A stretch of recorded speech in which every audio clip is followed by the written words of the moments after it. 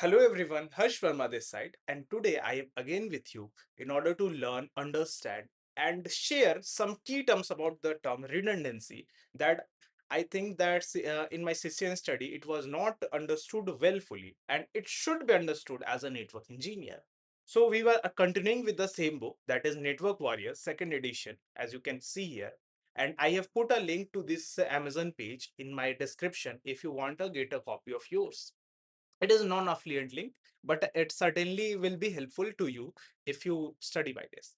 Okay, so the first point that I need to discuss today is about native VLAN. A native VLAN is concept of trunk port and does not apply in case of access port. Actually, this point is slip off, and it's a clarification regarding the last point that we discussed in previous video. The previous point was if two switches are connected with crossover cable, one of them is configured with VLAN 10 while the other is with VLAN 20, intercommunication between same subnet is possible. So what I am trying to comply that we are not using any concept of trunk port, and every switch or every port of the switch is configured with a same VLAN 10, while the other switch is configured with VLAN 20 in every port, and there is no trunk port creation is happening. So inter VLAN communication may be possible because every switch treats each port as access port and the traffics were all untagged. So it may be case of VLAN slip off or VLAN mismatch issue, which need to be addressed, but it's a thing here. Now, talking about the redundancy, the first thing that I want to clarify or I want to make you understand that for redundancy, each power supply in the pair should be able to provide all the power necessary to run the entire switch on, including its all module. So what's a module of switch? Suppose I have a 32 port switch, and with this 32 port switch, particularly about PoE switch, because what we do in a PoE switch is called power budgeting.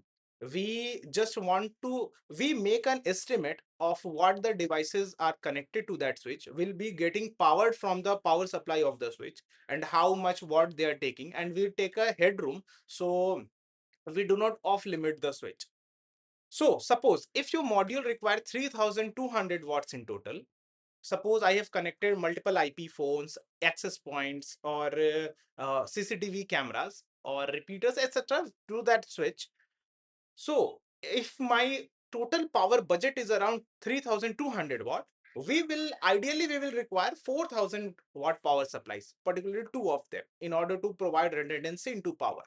But if we are not able to arrange that 4000 watt power supply, what we can do is to use our two 3000 watt power supplies instead.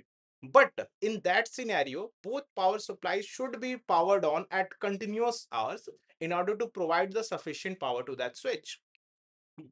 And if we are using 4000 watt power supply, two of them, one will be always in a standby mode because one power supply is already sufficient to power our 3200 watt power budget.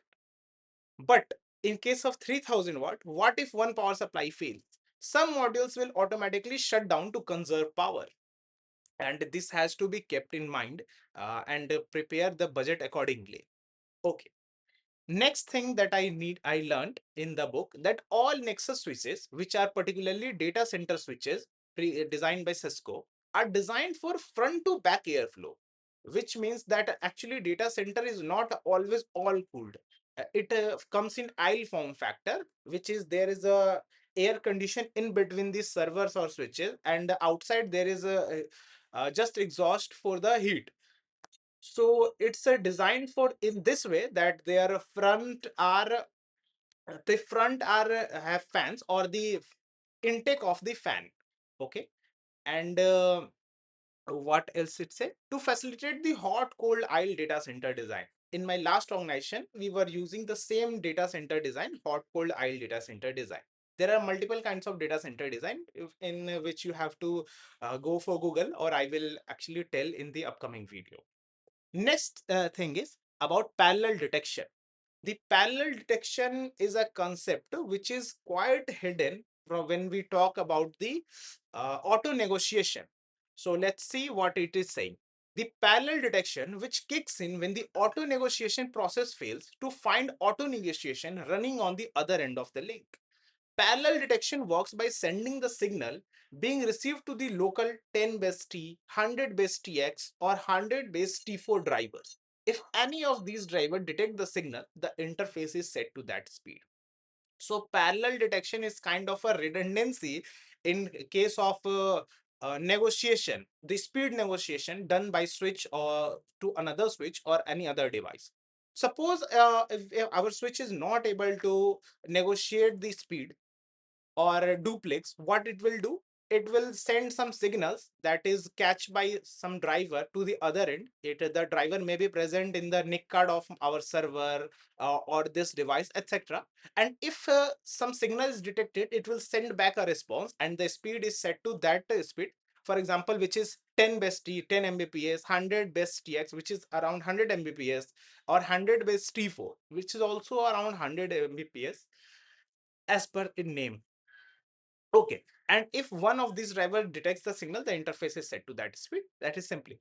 But one thing is to be kept on mind, that parallel detection determines only the link speed, not the supported duplex mode.